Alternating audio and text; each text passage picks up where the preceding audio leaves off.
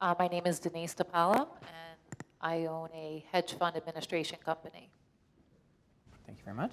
I'm Faith Zimmerman, and this is my twin sister Hope, and we're both licensed architects, and we have an architecture practice in New Jersey. And I'm Janet Wise, and I own a company called The Branding Room, and that's all about personal branding strategies and career planning strategies. Okay. So I want to hear a little bit about how, so we're going to be talking about some of your specific results that you've created. So I'm going to start again at this side of the table. And I know that you just started implementing some new strategies in your business. Now, you've been doing what you've been doing for how long? How long have you been in business? Well, I've been, at fund administration and owning it for the last 10 years. Okay, so you've owned the company for the last 10 years. And then I know you made some changes recently. What's been the time frame that you made some of these new changes that we're actually going to be talking about this success, your results?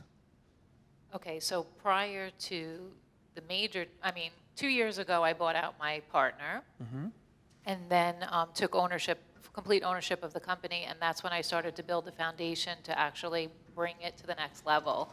But it wasn't until December of 2015, just less than 6 months ago, when can I say I met your wife? You can. Okay. You can. So I attended one of her Positioning Yourself for Profit events, and basically left there signing up for her Fem Mentorship program, and within 24 hours made $68,000.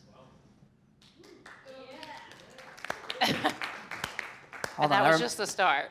I remember, for some reason, I missed that statistic when we talked on the phone about this a little bit. Within 24 hours. To brag. Okay, does anybody else here want to know how the hell that happened? Okay, so I'm just, what did you do in 24 hours?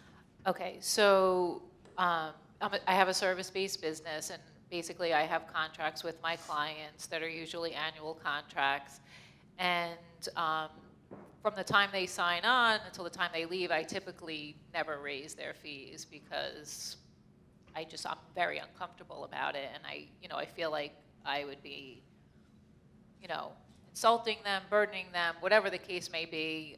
So I've just never done it. She basically gave me the confidence to say, you're worth it, and you need to change your beliefs, and you need to change your behaviors, and you need to charge your clients more.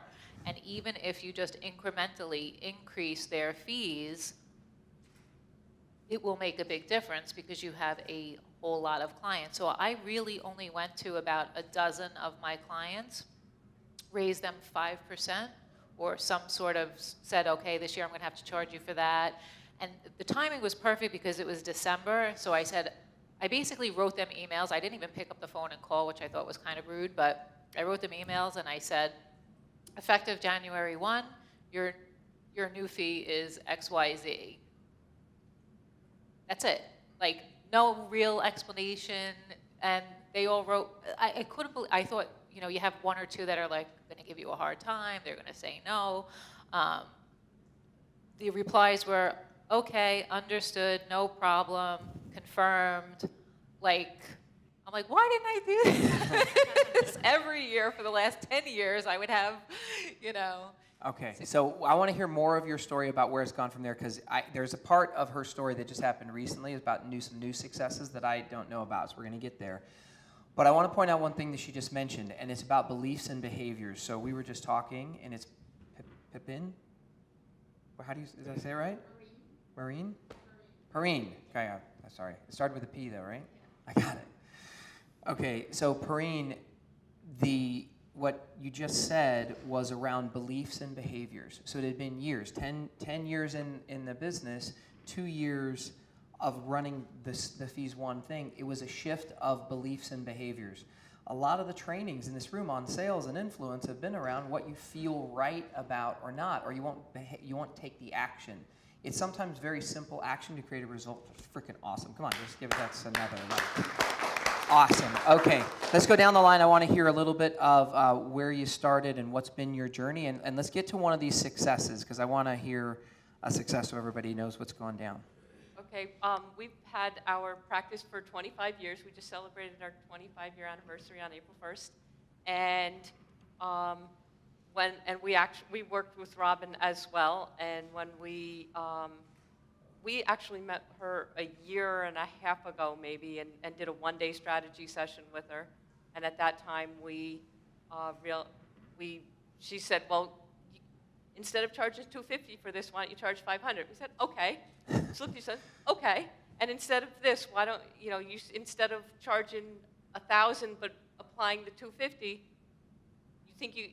we talked about what it was and what its value was, and it's like, well, if you've given them this and given them, do you think it has more value than that? Yeah, probably. Well, do you think you could charge them without giving them back the $250? It's like, sure. It's like, well, why don't we just charge them $1,500 and not give them the $500 back? So basically, it went from, they did those two pieces of it, from $1,000 to $2,000, and what happened was everybody who we suggested it to, no one blinked an eye that it had gone up, and our clients were actually, many more of them tell us how valuable it was to them and how great this was when we started charging them more and actually added a little bit more to that package for them. Come on, that's awesome. Okay, a lot of people, let's talk about sales. Please add, yeah.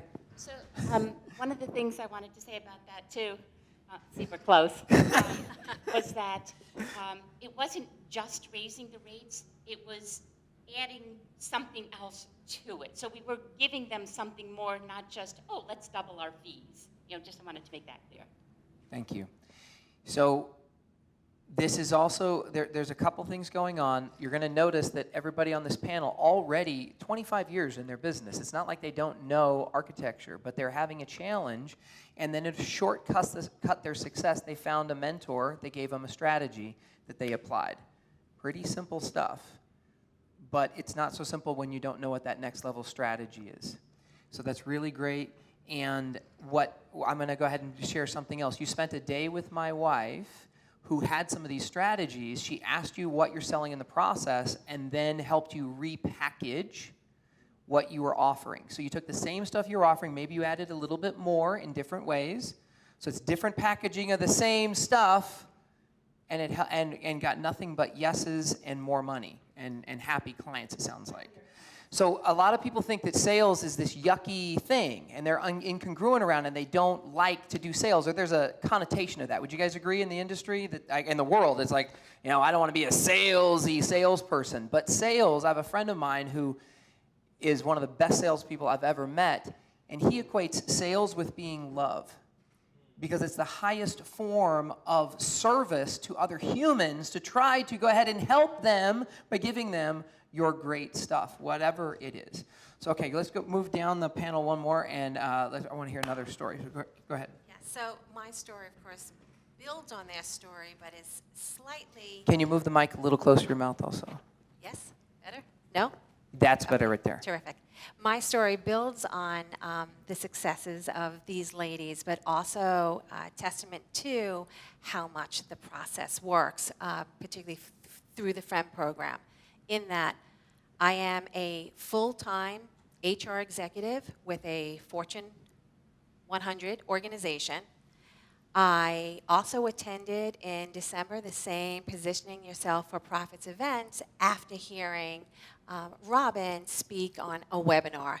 And because my background is learning and development, what stood out for me in that is exactly when she started to talk about beliefs and behaviors, because I know that nothing can happen without those two pieces. And had a conversation with her, went to the Positioning Profits. I've shared, I was about to invest my money actually in taking another graduate level course because I thought it would legitimize my idea about going into business, and instead invested that amount into the FEM program, which started in January. I know it's now, we're in the middle of May, and I've made all of that money back in that ROI, investing in the program. Nice. Okay, can we talk a little bit about some of the transformation? Let's be a little bit more specific about some of the successes you had when it comes to sales, and also any of the challenges that you were overcoming at the time, because you had to maybe shift some of your beliefs and behaviors. It sounds like that was key for you. And then specifically, what was it that you did? Isn't this what we want to know? What'd you do? What'd you shift? What'd you change? And what were the results? Right. So for me, the challenge was having been extremely successful in a corporate environment where I could influence and sell within that context, but not being able to have the confidence or the tools to understand how I would sell outside of that. And given the time frame that I've just shared with you all here, that meant that I put aside all of my beliefs or was able to borrow beliefs, which is something that we talk a lot about in the FEM program. So borrow those beliefs and with understanding what the process is. So again, my background's learning and development. So if you give me the recipe and you give me the formula and the formula is sound and it works and you follow that, I had the success. Now I understood how to engage in those conversations and what would happen next and what would happen next. And then with that, it's not as though it was all a slam dunk, but you also have the community as well as the brilliance of the formula and of your leader, who's very motivational, and modeling this for you so that you're able to follow that and reap the benefits. Okay, so I'm going to go ahead and great job, by the way, and thank you for that, because we're getting insight into how you shifted, which is key. So we heard beliefs and behaviors again, and then you talked about the stages of the process of getting a client and closing a client so that you can make that money. These are the stages of the sale. So for those of you who heard my wife speak about this, you can have, as long as you have clarity around the stages of the sale. And then also in this case, you got coaching and mentoring and some specific, so you knew what to say at the specific stages and what's next. That's basically sales, is if you have clarity and conviction in yourself. And if you don't, you also talked about something about borrowing beliefs. Whose beliefs, what are you talking about when it comes to borrowing beliefs? Whose beliefs did you had your beliefs, what does that mean? It twofold. First and foremost, to the program leader. I mean, to Robin Crane herself, being able to borrow from her, because it's her confidence. It's all of her brilliance in being able to say. Sometimes you really actually have somebody tell you you can do this. And again, I mean, I'm successful outside of this world.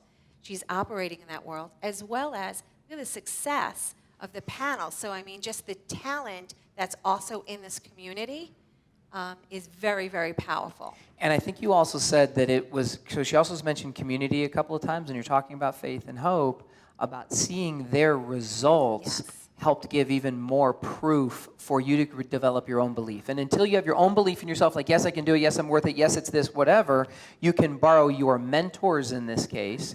And in this environment, because we're all talking, you're all been in the same group with my wife, you're able, don't we all have saboteurs in our lives? Like, I don't care what it is. I mean, I've set a goal to do things for 30 days, 90 days, but sometimes the guy looking at me in the mirror is the one that's one of my biggest challenges, oftentimes. But it ends up being family and friends and patterns I've run my whole life, and or other mentors and shiny objects. And, oh my gosh, that was a great idea about Infusionsoft. I need to do that. And so I start taking all this. There's all the, I can get distracted. But if you follow one strategy, that's like making a chocolate cake. No, I'm going to make ice cream. No, I'm going to make mushroom soup. No, I'm going to do whatever. And then you get this mess. So, okay, some really great things. Can you give us any specifics on numbers of some of the, I want to go ahead and let everybody celebrate a little bit about what some of your numbers are. Sure. So I'm at 10K. 10K. Okay, so I gave one talk. That was February 27th, so from March to May. Okay, now let's talk. That's great on sales. So that's an extra $10,000. I think that's pretty awesome. And this is Yeah. your. your first foray into your selling yourself and your Yes. services separate from in the corporate world. Correct. And I'm Which- still working full-time in a corporate role. That is huge. That is huge. Now, how did you generate those? Give me some numbers. Did you do some leads? How did you generate the leads, and what were a couple of the steps there when you had some leads and appointments and things instead of just getting to the result? I love end results, so thank you for that.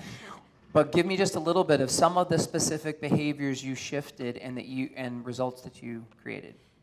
The first piece was going out and really being able to give some type of a signature talk or seminar presentation to your target audience, which I did in 2 different formats, and with some debriefing and adjusted for it. And by the time I gave my second presentation, the way it was set up, there were 37 people in the room, and 20 of the women opted in to sign on for me. So, I was joking a little bit before this panel. Hold on. What are the numbers again? How many signed on? 20. I had 20 meetings and converted more than half of those.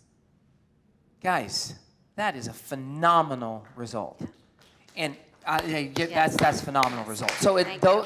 it's these little micro steps that you need to go. So it was these little micro steps. So thank you very much. I want to come back. We're going to go back this way on the table. Let me talk to our architects again.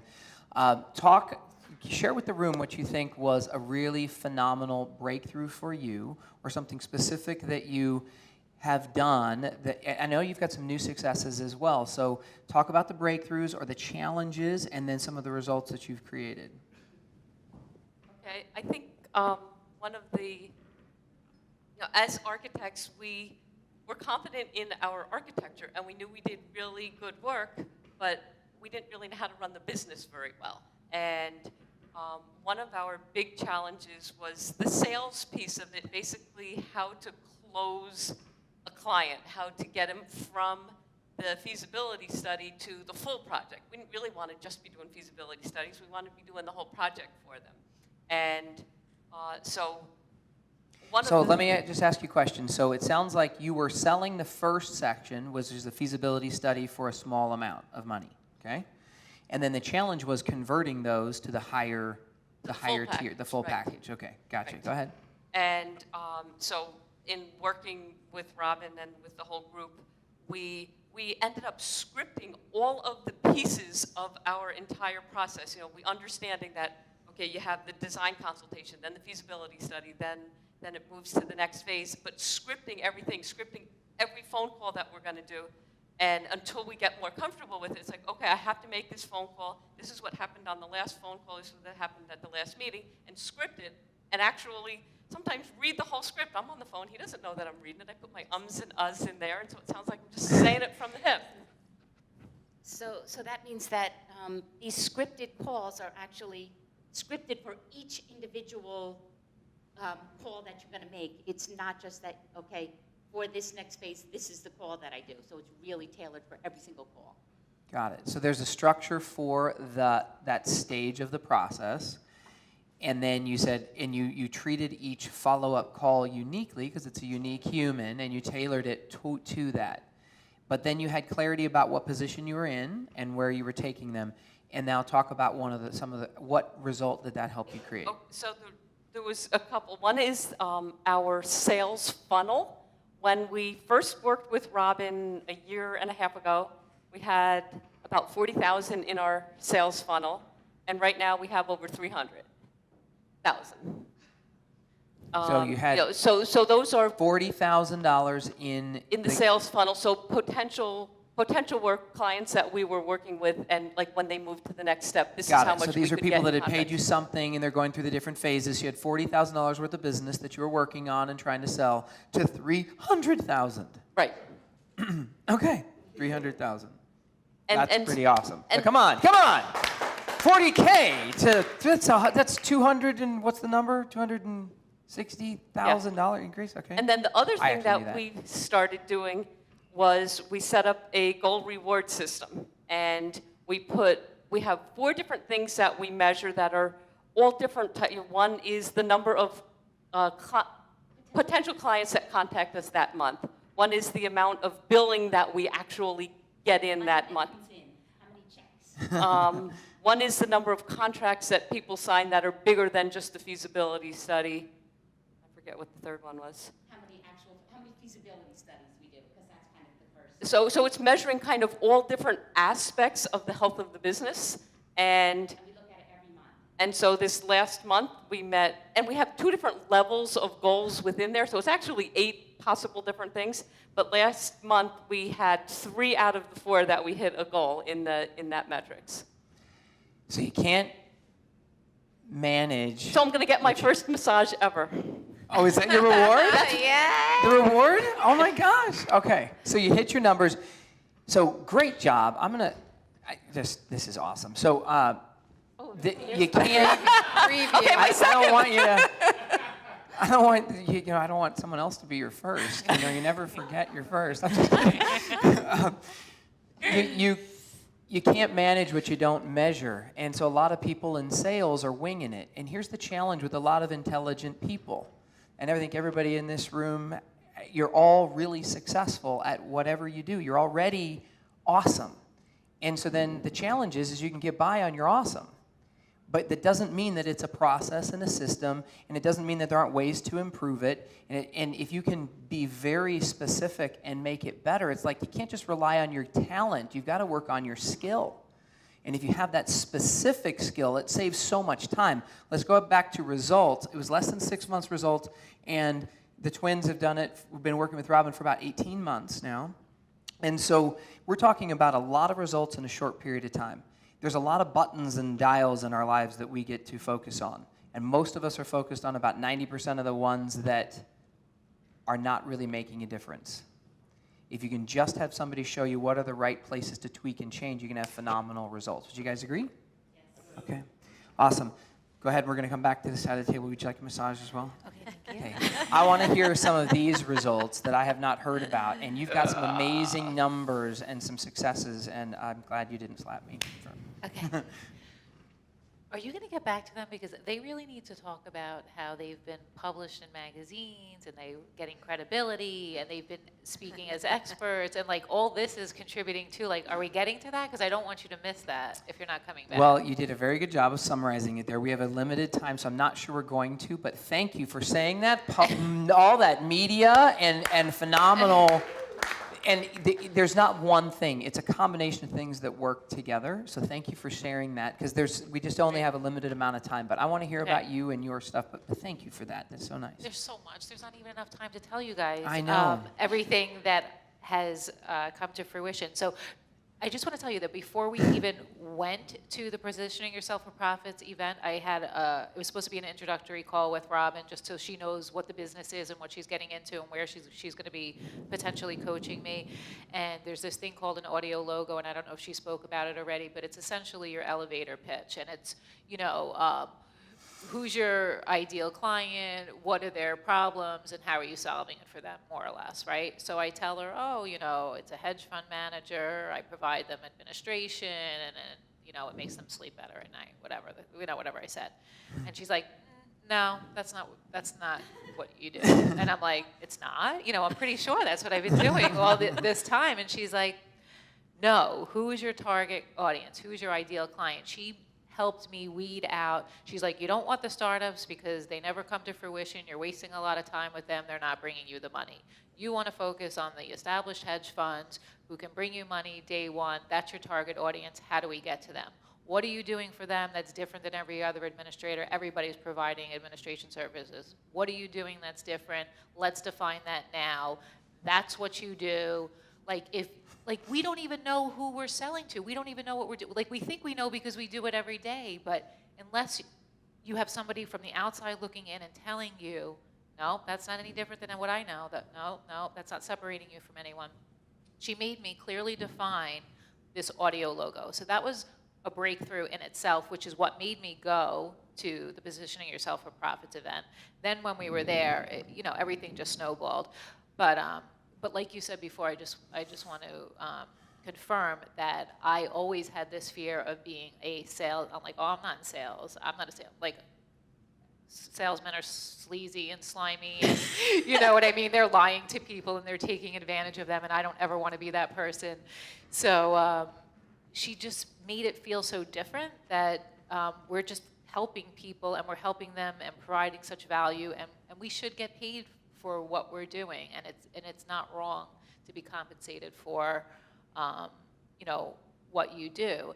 The other big thing that helped is that she spoke about a vision board, and you kind of have to visualize yourself in these places and where you want to go. Like, where do you want to be? Where do you see yourself? So I didn't have time to do arts and crafts and put together this whole vision board for my future, but what I started to do is take these neon green Post-its, and everybody laughs at me. I'm known for the green Post-its, right?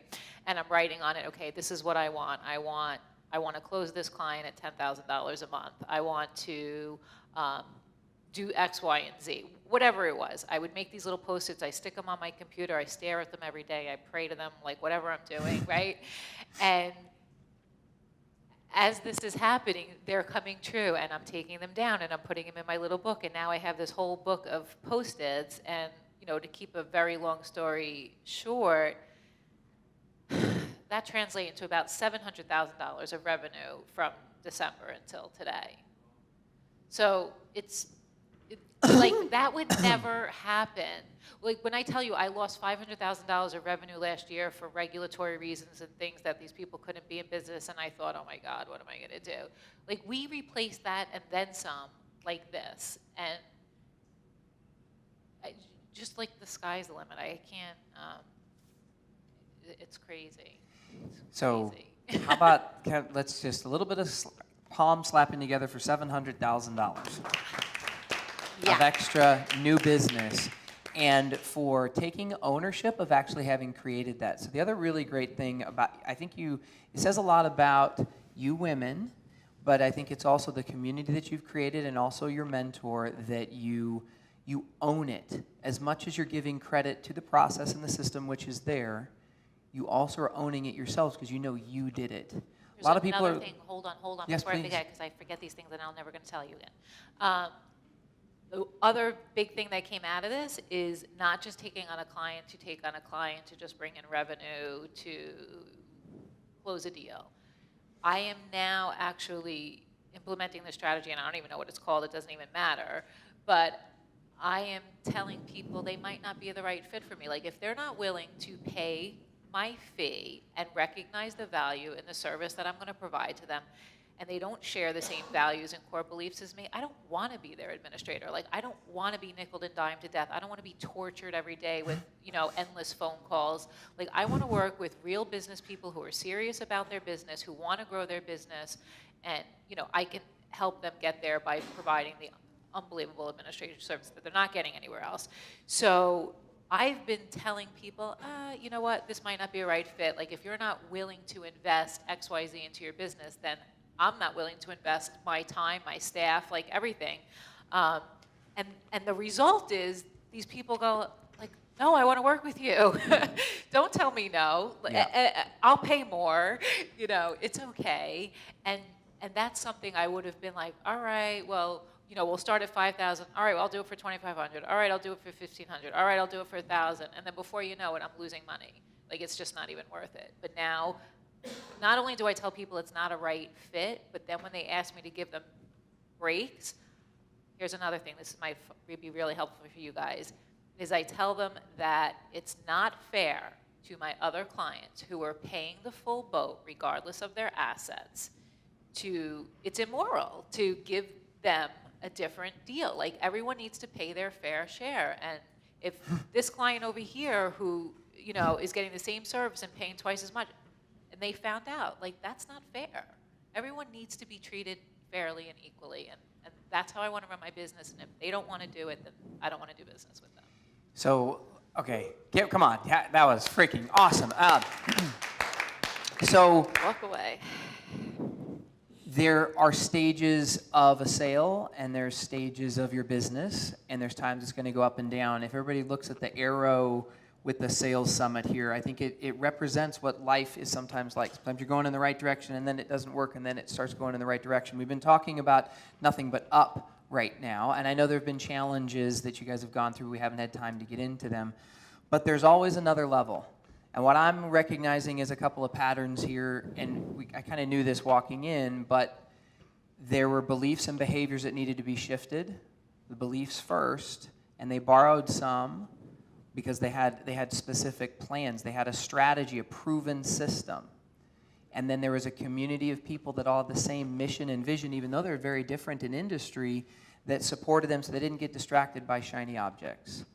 So those are the points I got here. I'm going to go, we've got, our next speaker is going to come up. It's time, right? Give me just 1 second. He's going to be up here and he's going to rock the house. One more word or two from each of you. You need to be less than 10 seconds. Start at the far end of the table and come this way. Jump in with both feet if you know you're ready. And the brilliance is being able to be lucky enough to find somebody who is going to show you where to start at the right place, not getting distracted by those other dizzy distractions, but start at the beginning where it matters, and that's with your sales strategy. I think that's beautiful, ladies. Okay, what I was going to say is very similar to what Janet just said, is if you do have a coach and they tell you do X, Y, and Z, implement, do it.